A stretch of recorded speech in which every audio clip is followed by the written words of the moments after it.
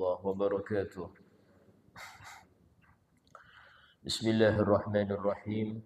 الحمد لله رب العالمين، وبه نستعين على أمور الدنيا والدين. أشهد أن لا إله إلا الله وحده لا شريك له، وأشهد أن سيدنا محمدا عبده ورسوله لا نبي بعده. اللهم صل وسلم وبارك وكرم وعظم ومجد على حبيبنا وشفيئنا وقرة أعيننا محمد وعلى آله وصحبه أجمعين. سبحانك لا علم لنا إلا ما علمتنا إنك أنت العليم الحكيم. رب اشرح لي صدري ويسر لي أمري واحلل عقدة من لساني يفقه قولي بجاه النبي وآله. قال الله تعالى: وقل رب زدني علما. وقال رسول الله صلى الله عليه وسلم: طلب العلم فريضة على كل مسلم.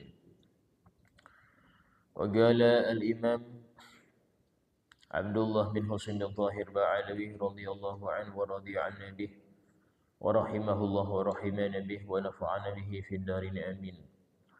فصل: يجب على كل مسلم مكلف أن لا يدخل في شيء حتى يعلم ما أحل الله تعالى منه وما حرم، لأن الله سبحانه تعبدنا بأشياء فلا بد من مراعاة ما تعبدنا فيه.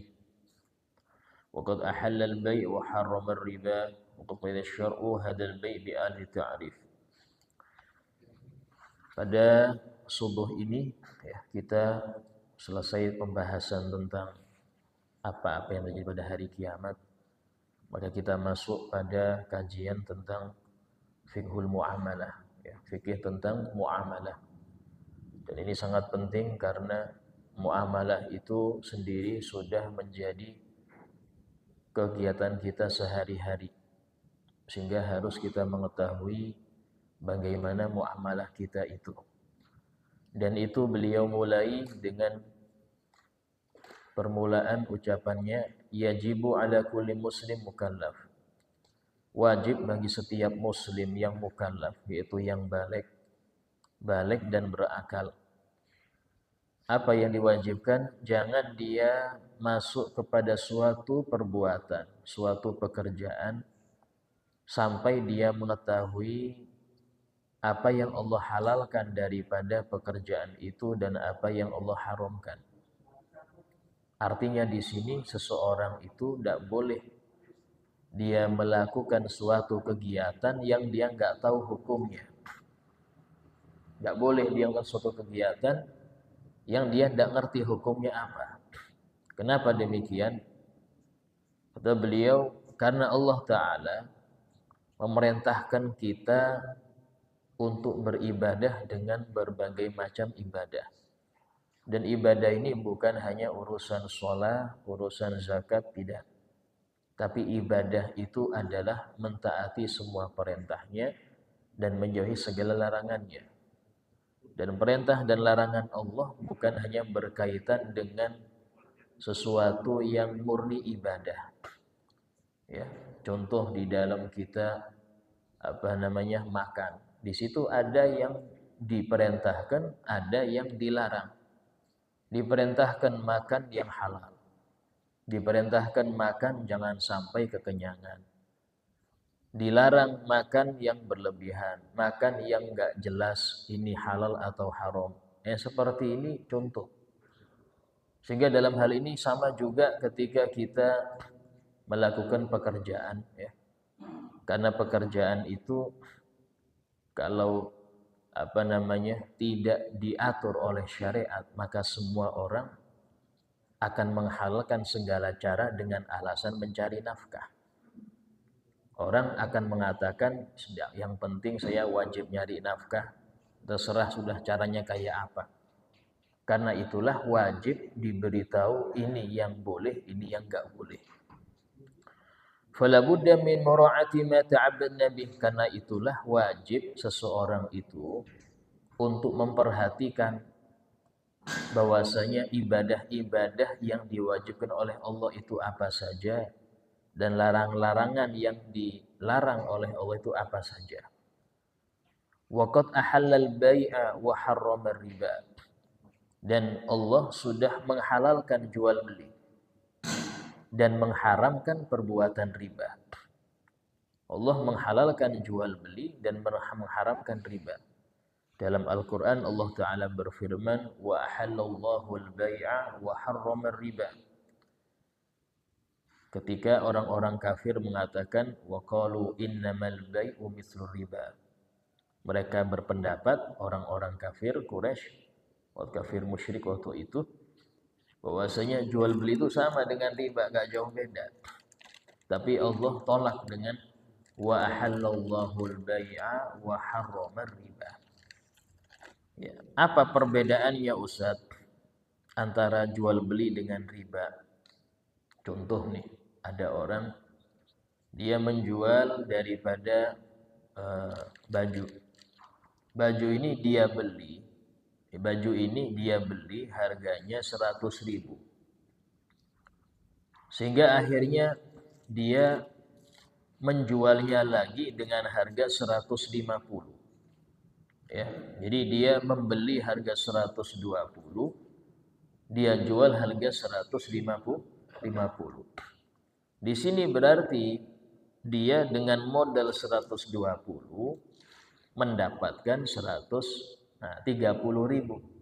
Dapat 30.000. Nah, kalau riba minjemin orang 120.000 tapi bayarnya 150.000. Ini kalau secara akal-akalan kata orang musyrik sama aja. Gak jauh beda. Bedanya ini modal barang jadi barang, yang sini bentuk uang. Gak jauh beda kata mereka. Makanya orang-orang musyrik mengatakan gak jauh beda riba sama jual beli, sama-sama ngambil untung. Bedanya kalau jual beli bentuk barang, kalau riba bentuk uang. Uang 120 saya serahkan, dia nyerahkan 150. Sementara ini enggak. Ini barang harga 120, saya dapat 150. Nah, maka Allah nolak ini. Allah tolak pendapat itu dengan firman-Nya wa ahallallahu al-bai'a wa harrama riba. Allah menghalalkan jual beli, tapi kalau riba haram. Kalau riba haram. Dari sini kalau kita perhatikan, riba itu hanya terjadi biasanya pada 3 benda. 3 barang. Pertama adalah emas. Yang kedua perak. Yang ketiga makanan. Makanan ini bisa sembako, bisa buah-buahan, bisa obat-obatan yang konsumsi.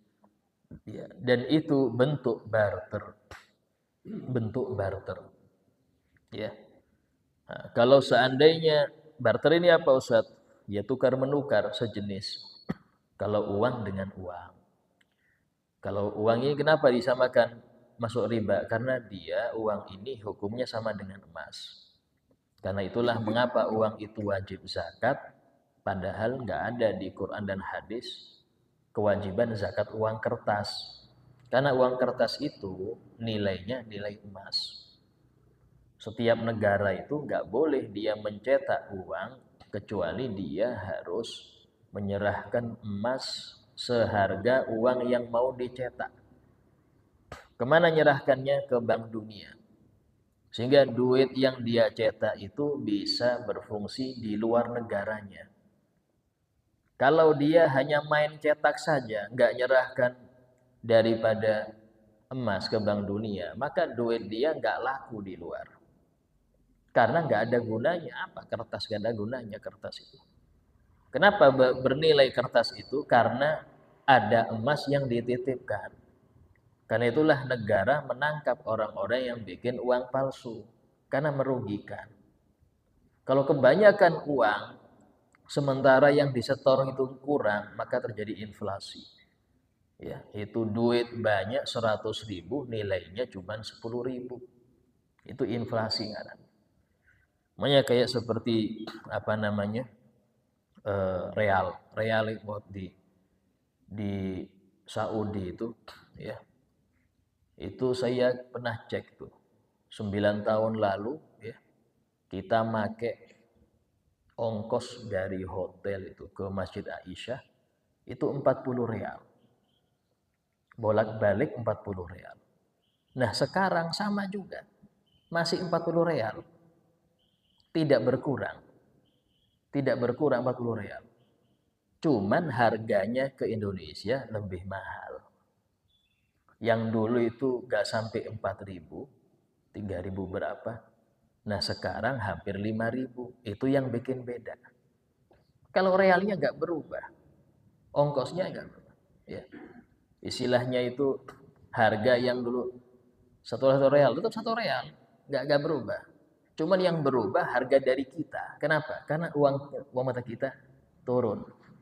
Nah, itu yang menjadi penyebab mengapa uang kertas itu wajib zakat, kemudian bisa terjadi riba di situ dikarenakan tadi dia sama dengan emas.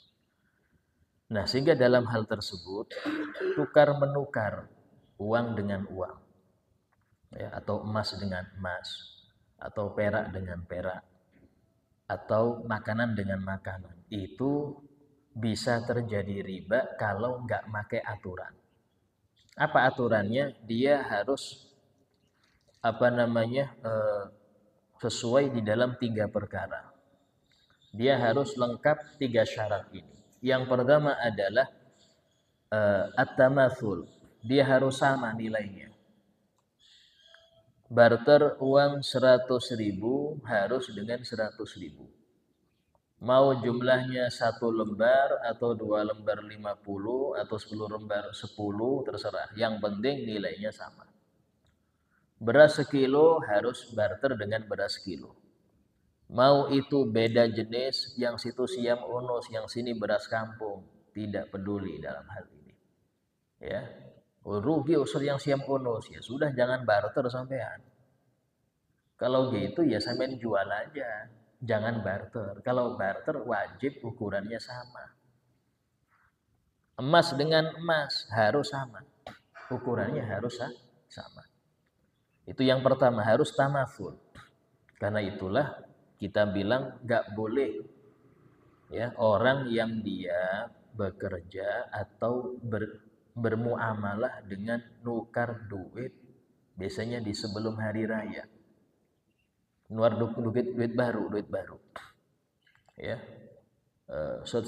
Pak saya mau beli nih 5.000-an yang baru. 100.000 aja harganya berapa? Oh, 120. 5.000-an baru ya. Jumlahnya 20 nih, berarti 100.000. Berapa dijual? 120, Pak. Ya sudah saya beli 100-nya dengan 120. Riba masuknya. Kenapa? Karena tidak tamasul. Tidak sama nilainya. Riba. Ya. Nah, ini banyak ini. Ya, banyak orang kita banyak kayak gitu modelnya. Nah, sehingga dalam ini harus tamasul. Kemudian yang kedua harus tagobut. Tagobut itu artinya serah terimanya langsung. Tidak boleh satu sekarang, satu besok. Nggak boleh. Ya, satu sekarang harus langsung. Tagobut ini langsung. Anda nyerahkan sekarang, dia nyerahkan sekarang. Kalau seumpama dia nyerahkan sekarang sekilo, tapi nanti saya sore ya nyerahkan ke sampean sore. Ini masuk riba. Namanya riba nasa. Ya. Allah Ta'ala berfirman, innaman nasi'u ziyadatun fil kufur. Ya, riba nasa. Nggak boleh. Termasuk yang haram. Ustaz, apa yang menjadi ilah atau penyebab haramnya? Itu sudah dari Quran dan hadis. Tidak semua perkara-perkara syariat itu bisa diakali. Artinya diakali di sini, oh penyebabnya kayak gini. Contoh ya, kenapa orang nggak boleh makan daging anjing? Oh karena ada racunnya, cacing pitanya atau apa? Oh kenapa nggak boleh minum khamr? Oh karena bisa ngerusak akal. Itu yang bisa diakali. Tapi kebanyakan syariat nggak bisa diakalin. Kenapa maghrib 3 rakaat, kok isya 4? Kenapa subuh harus suara keras, zuhur kok pelan? Itu nggak bisa diakalin. Itu sudah aturan baku. Dan nggak boleh kita bilang itu dogma Ustaz. Nah, syariat ini yang penting samina wa atona. Ada kalanya bisa dicari tahu penyebabnya apa, ada kalanya nggak bisa. Karena kita memang sebagai hamba harus nurut. Nggak boleh sudah nggak boleh. Itu dalam syarat ketiga. Syarat kedua. Syarat ketiga apa? Yaitu yadan biyadin. Artinya harus sama-sama kontan. Satu kontan, satu nyicil. Ya, tukar-nukar duit. Satu kontan, satu nyicil. Ini masuk daripada riba. Karena itulah nggak boleh beli emas nyicil. Nggak boleh beli emas nyicil. Karena Anda beli pakai duit, yang Anda beli emas. Ini sama nilainya. Nggak boleh beli emas nyicil. Kalau mau beli, beli kontan. Kenapa demikian? Karena kalau nyicil terjadi barter. Dan barter ini syaratnya kalau mau nggak kena riba harus lengkap 3. Tamasul sesuai nilainya, ya, beratnya sesuai. Kalau itu barang ya kiloan atau takaran. Kiloan atau takaran. Kalau dia uang ya nilainya. Kemudian harus sama-sama menyerahkan di waktu yang sama. Yang ketiga sama-sama kontan. So, kalau sama-sama nyicil ya apa? Ya dosa dua-duanya, kena riba. Jadi riba itu macamnya kalau urusan barter itu 3 tadi. Ya, riba kalau urusan barter nih. Dan barternya hanya terjadi pada 3 tadi. Emas, perak, makanan. Saat saya mau barter motor sama mobil teman saya, oh boleh. Tidak harus ukurannya harus sama. Ya, mobil sekian puluh kilo, sambil motor sekian puluh kilo, gak sama, gak apa-apa. Tukar apa? Barter HP, tidak masalah. Dia Apple ya, Apple gak? Apple. Saya Samsung, tidak apa-apa. Harganya beda, tidak masalah. Kenapa? Karena bukan masuk ketiga ini. Barter rumah, barter baju silahkan.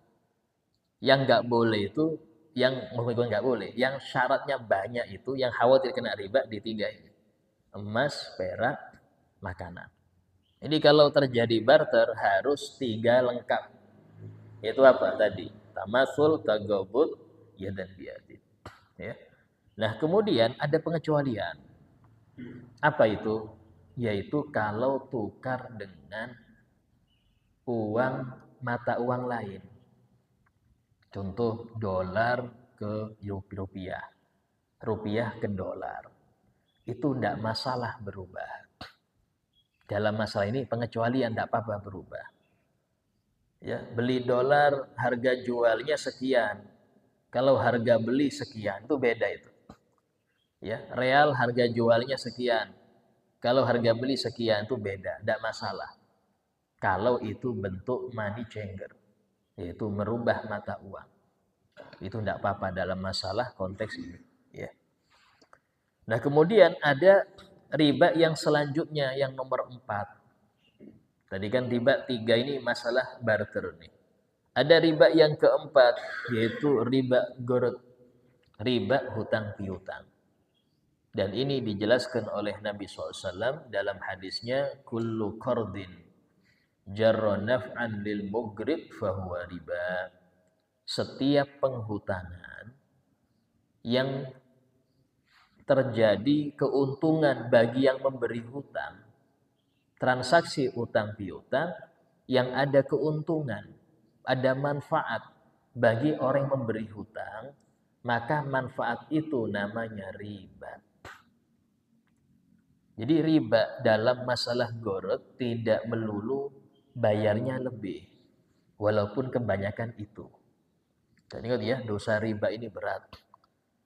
Sampai-sampai disebutkan kata Nabi, ar-riba bid'un wa sab'una baba. Riba itu 70 sekian pintunya. adnaha minimal riba, minimal dosa riba, mislu an yazniyar rajul bi ummih. Dosanya seperti seorang laki-laki menzinai ibunya sendiri. Oh ya apa Pak? Zina jam besar zina dengan ibu sendiri. Astagfirullah. Itu minimal dosa riba itu. Ya, berat. Sampai-sampai disebutkan dalam hadis ada orang di neraka itu perutnya ini sebesar gunung. Orangnya kecil, perutnya sebesar gunung. Diseret sampai bahambur itu namanya usus. Dikatakan siapa ini? Hum akalatur riba. Mereka para pemakan riba. Ya. Nah, sehingga dalam hal ini hati-hati ya. Kemarin sempat di survei itu ada 22 triliun. Ya, 20 triliun ini yang ikut pinjam online, pinjol. Itu transaksinya 22 T. Di negara yang mayoritas muslim. Ya. Masjidnya ada 42.000 masjid satu Indonesia. Tapi kok masih senang pinjol. Ini hati-hati, ya. Kenapa? Karena nggak ngerti dosa dan dosanya memang siksanya di dunia belum ada, siksanya di akhirat itu loh. Jauhi. Dan tidak ada yang untung atau berkah dengan sesuatu yang Allah haramkan, tidak ada. Silahkan cek. Orang kalau sudah kena riba, ya itu pasti Allah bangkrutkan. Bukan cuma bangkrut, orang sampai sakit parah macam-macam. Kalau masih belum bersih dia punya harta. Ya. Nah, sekarang kalau kita perhatikan dalam hadis itu, Nabi mengatakan kullu naf'an ini nggak harus bentuk duit. Ada orang datang ke saya, Ustaz mau pinjam duit berapa? 1 juta Ustaz. Oh, kapan dibalikkan? Mungkin paling lambat sebulan lagi lah. Oke. Tapi, nah, tapinya nih. Sampai antar jemput anak saya ya, sampai lunas. Oh iya, enggak apa-apa. Saya nggak mau bayar lebih, tetap hanya 1 juta bayarnya. Tapi antar jemput anak saya. Oh iya Ustaz, bismillah, enggak apa-apa. Riba. Dan itu riba, kita kena dosanya. Karena ada riba. Kenapa riba? Manfaat. Coba dia nggak utang, nggak mau dia ngantarkan anak saya gratis. Nggak mau dia. Ya, hati-hati. Ini banyak ini. Kadang-kadang di kampung ngutang ya. Tapi saya garap ya, sawitnya saya garap dulu. Sampai sampean lunas baru. Ini digarap diambil juga sawitnya itu hasilnya. Sawahnya saya garap sampai lunas ya. Oh iya. Bahkan kalau dia mau bayar cepat, oh jangan ya, belum panen dibayar. Nanti aja nunggu panen baru sampean bayar. Innalillah. Jelas riba itu. Jadi riba itu nggak harus bentuk duit. Walaupun kebanyakan yang kita tahu lebih itu bentuk duit ya. 100 juta itu utangnya, itu nanti per bulannya dilebihkan sampai kalau dihitung-hitung melebihi dari hutang pasti itu ya. Mau pasti di sini artinya kalau berbentuk riba seperti itu. Nah, sehingga dalam hal ini mengapa sih bunga bank itu haram? Mungkin banyak yang bertanya, bunga bank kenapa haram Ustaz? Saya bilang, nggak semua bunga itu haram. Nggak semua bunga bank itu haram. Dilihat bank tersebut ketika menjalankan uang nasabah itu dengan cara apa. Kalau dia menjalankan uang nasabah itu dengan memodali orang, sistem kirot. Ya, ini uang nasabah banyak nih, miliaran nih. Kalau ngendap, banknya yang rugi. Kenapa? Karena dia harus diputer, ya. Maka dia cari siapa yang butuh duit, saya modalin, sampean yang kerja, nanti keuntungan bagi berdua. Terserah mau 50-50 atau 70-30 terserah. Nah, ini halal, tidak apa-apa, karena syariat membolehkan. Keuntungannya diberikan kepada nasabah yang punya duit. Karena Anda titip sekian puluh juta, sampean dapat jatah daripada kirot tadi sekian. Itu bunganya halal. Kalau cara menjalankan duit itu dengan cara halal. Tapi kalau bank tadi nggak ambil pusing, wis cari aja orang yang mau utang, kita utangin, tapi bayarnya pakai tambahan. Nah, ini pakai riba berarti. Nah, bunganya hasil dari itu karena uang kita yang dipakai, bank ngasih kita sebagai jasa uang kita yang dipakai. Namanya bunga. Nah, ini bunga yang haram di situ. Jadi perbedaannya di situ aja. Ya, bunga halal, bunga haram di situ aja perbedaannya. Bagaimana cara bank menjalankan uang kita. Ya. Dan jelas, Pak, nggak bisa bank itu dapat keuntungan hanya dengan bayar kita per bulan 10.000 atau 20.000, itu nggak cukup itu untuk sewa gedung aja nggak cukup itu, apalagi bayarin macam-macam karyawan segalanya nggak cukup. Itu rata-rata ya dengan uang hasil tersebut, ya, sehingga kalau yang model demikian jelas haram, ya, jelas haram. Nah, ada kalanya orang itu berhelah dalam riba, dia berhelah. Contoh seperti ini, ada orang pinjam ke saya pinjam duit berapa, 1 juta.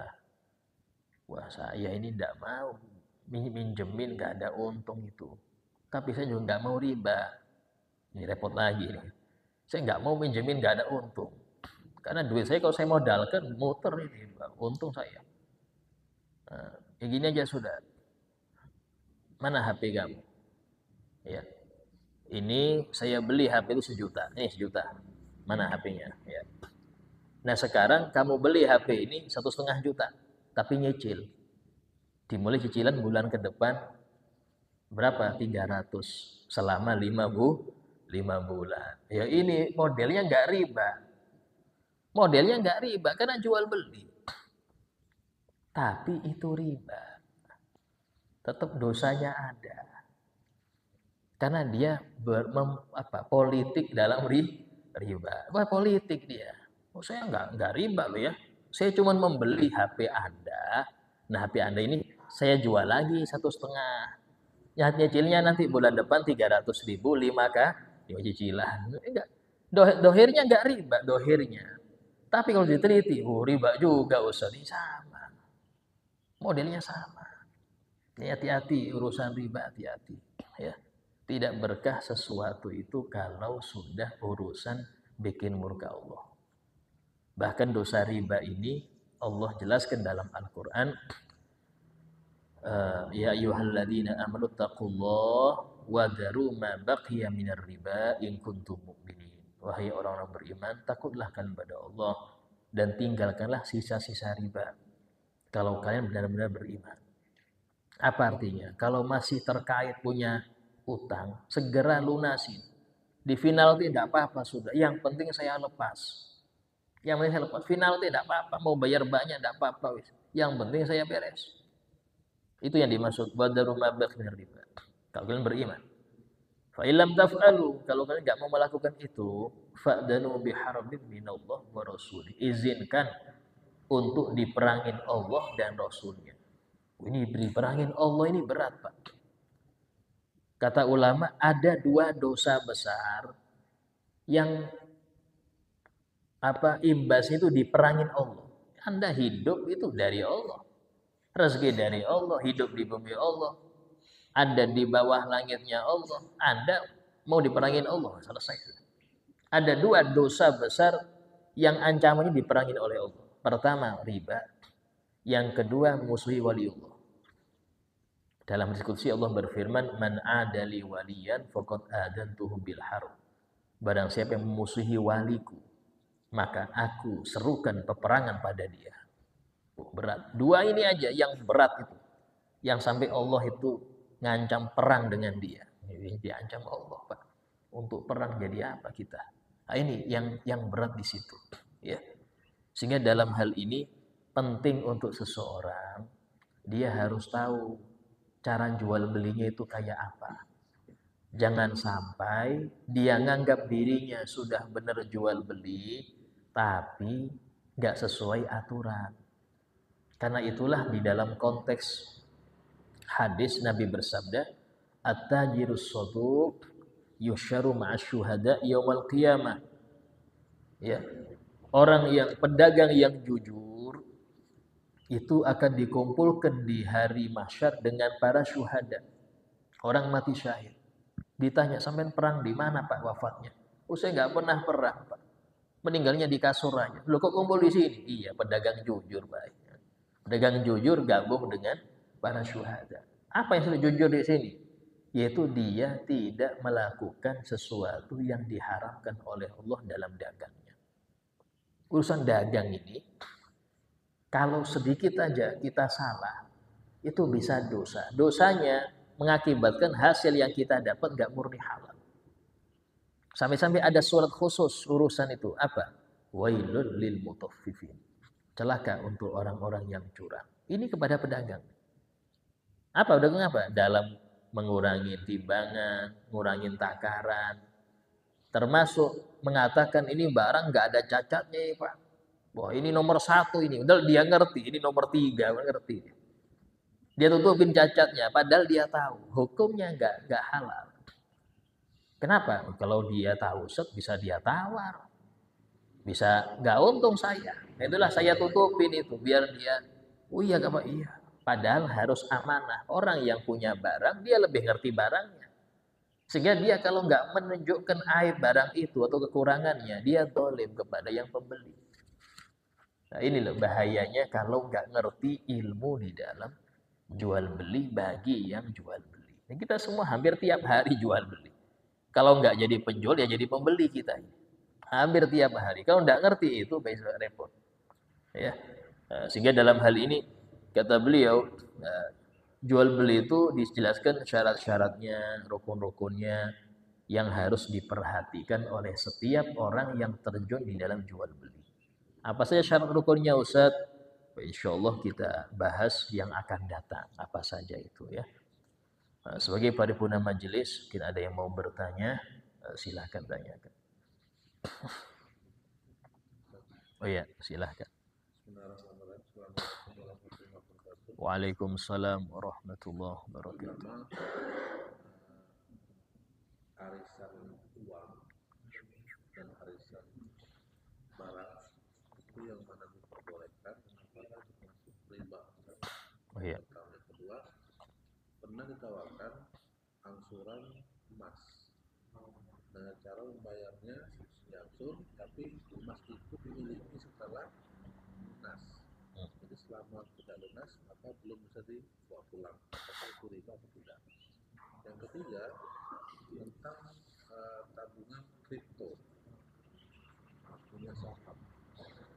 Tanpa kita ketahui di mana perputaran uang itu, tapi dijanjikan dengan 0,9% setiap hari akan diberikan keuntungan kepada pengunjung. Di sini apakah tabungan ini halal atau tidak? Iya. Yang pertama urusan arisan ya. Arisan itu akad aslinya yaitu orang-orang yang berkumpul duitnya nanti diberikan kepada setiap anggota secara berangsur. Ibarat kata ini akad ta'awun, saling tolong menolong. Tolong menolong. Tapi tadi setiap dari anggota akan mendapatkan jatah yang sama. Bedanya waktunya itu beda-beda. Ada kalanya pas dia butuh nggak dapet, pas dia nggak butuh dapet, ya. Nah, itu hukumnya nggak masalah. Mau model barang atau model uang. Yang bermasalah, nah ini, ketika ada jual beli arisan di situ. Yang bermasalah ini kalau ada jual beli.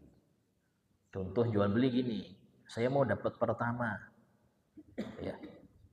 Tapi tadi dia dapatnya lebih sedikit karena dia pengen pertama. Nah, bayarnya dia harus sama sesuai yang lain. Anggap orang 10 nih, masing-masing 1 juta. Orang 10 arisannya 1 juta, berarti 10 bulan selesai. Ya. Tahu-tahu ada yang dapat nih, ada yang butuh. Saya mau dapat pertama, enggak apa-apa sudah 9 9 juta aja atau 8 juta aja saya dapat, enggak apa-apa. Oh ya sudah, sampai dapat pertama tapi dapat saya 9 juta. Iya, ini nggak boleh. Ini masuk dalam kategori riba, jual beli arisan. Ini banyak terjadi di Grogot banyak ini. Ya, itu nggak boleh. Nah, adapun kalau model barang, ya barang ini istilahnya Anda membeli barang, ya dibantu dengan uang orang. Tapi nanti Anda bantu orang itu juga ketika dia dapat barangnya, tidak masalah juga. Akadnya pun sama, asal tadi ya mau di cash mau dicicil harganya sama dalam hal ini karena bentuk arisan Pak ya. Beda kalau Anda jual beli biasa, ya jelas beda, cicil itu lebih mahal daripada kontan, jelas ya. Apakah boleh Ustaz? Ya jelas boleh, enggak apa-apa. Yang enggak boleh itu kalau belum diputuskan, artinya membeli dengan dua harga, itu yang dilarang. Membeli dengan dua harga. Ya, saya beli Pak barang ini kalau kontan sekian, jajar sekian. Ya, saya jual. Enggak sah. Pilih dulu sampai milih yang mana, kontan apa nyicil. Nyicilnya pun berapa kali cicilan. Kalau 10 sekian berarti. Kalau 20 sekian. Biasanya semakin banyak cicilan semakin mahal harga. Karena itulah biasanya orang itu ngitung dulu dia. Bisa dihitungin DP sekian. Kalau jalan sekian berapa ya? Itu. Baru akadnya di situ. Akadnya itu dari jumlah keseluruhan mulai DP sampai semua cicilan diakad di situ. Nah, nggak bisa dia hanya langsung nyicil tanpa akad, nggak boleh. Karena nanti nggak jelas. Bisa naik, bisa turun. Ini ada gurur, ada penipuan di situ. Ya. Terus yang kedua ini masalah apa tadi itu? Oh iya, nyicil emas itu dibolehkan kalau seperti gini. Ini apa harganya emas ini? 10 juta. Saya titip dulu nih 1 juta, ya. Nanti bulan depan titip 3 juta, ya. Tapi uangnya saya terima dulu. Sampai 10 juta. Nah, sekarang saya main akad nih. Saya main akad. Mari kita akad setelah sampai full 10 juta baru diakad. Enggak apa-apa. Tapi kalau diakadnya waktu 1 juta, diakad enggak sah. Karena masuk kategori riba, enggak boleh. Ya. Nah, kalau ngumpul dulu baru diakad enggak masalah. Ya. Terus kemudian yang kedua untuk kripto ini kurang paham kita soal perusahaan kripto.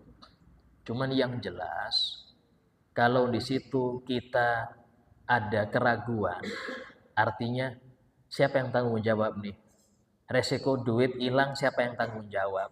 Nggak ada yang tanggung jawab karena memang orangnya pun nggak tahu mau jual online. Itu kebanyakan gurur. Gurur itu ciri-ciri yang dilarang. Ciri-ciri yang dilarang itu model gurur. Ya, sama kayak ada orang tanam saham. Nanti Pak setiap bulan sampai dapat 500.000. Ini dipastikan nggak sah. Kok nggak sah? Namanya saham itu persenan, bukan nominal. Saham itu dapatnya persenan, bukan nominal. Kalau orang yang jadikan nominal, dipastikan dia bohong. Kalau untung banyak, Anda rugi. Kalau untung dikit, dia yang rugi. Paham? Karena dia ngasihnya nominal. Untung banyak dia. Semua sebulan dapatnya 100 juta. Ada tetap 500.000 aja rugi sampai. Tapi dia kalau untung dikit, untung 2 juta, ngasih 500.000, rugi dia.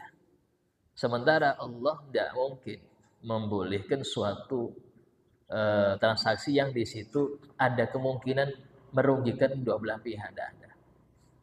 Karena itulah kalau urusan syariat, ya akan ngikutin, itu memang untungnya nggak banyak, tapi nggak rugi.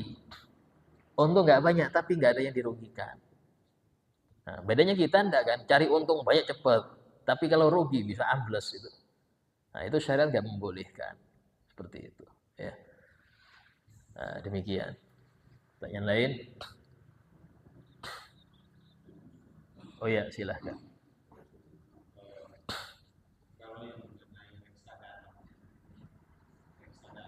Apa itu reksadana?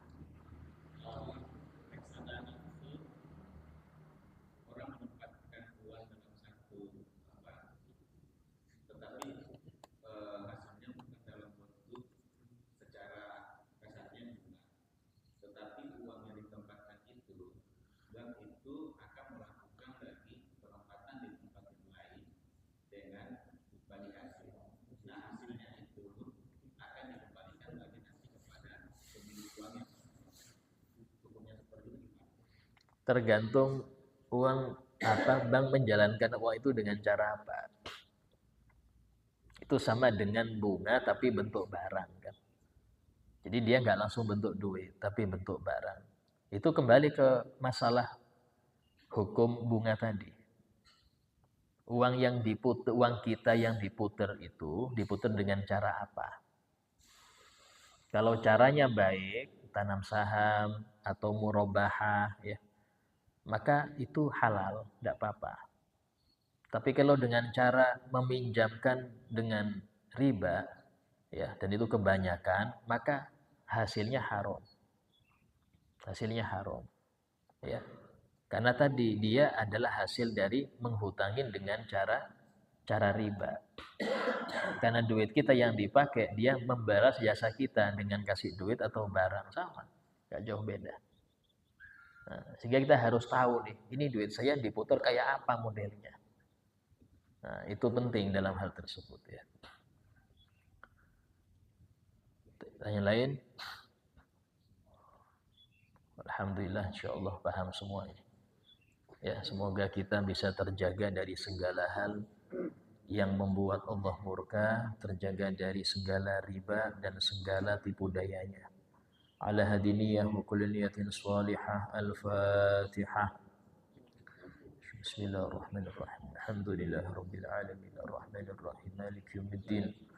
إياك نعبد وإياك نستعين اهدنا الصراط المستقيم صراط الذين أنعمت عليهم غير المغضوب عليهم ولا الضالين بسم الله الرحمن الرحيم الحمد لله رب العالمين اللهم صل وسلم على سيدنا محمد وعلى آله وصحبه أجمعين ربنا انفعنا بما علمتنا رب علمنا الذي ينفعنا رب فقهنا وفقه أهلنا وقراباتنا في ديننا ربي وفقنا وفقهم لما ترتضي قولا وفعلا كرما وارزق الكل حلالا دائما وأخل أنبياء علما نحظى بالخير ونكفى كل شر ربنا واصلح لنا كل شؤون وأخير بالرضا منك العيون وقضي عنا ربنا كل الديون قبل أن تأتينا رسل المنون ربنا آتنا في الدنيا حسنة وفي الآخرة حسنة وقنا عذاب النار وصلى الله على سيدنا محمد وعلى آله وصحبه وسلم والحمد لله رب العالمين تقبل الله منكم السلام عليكم ورحمة الله وبركاته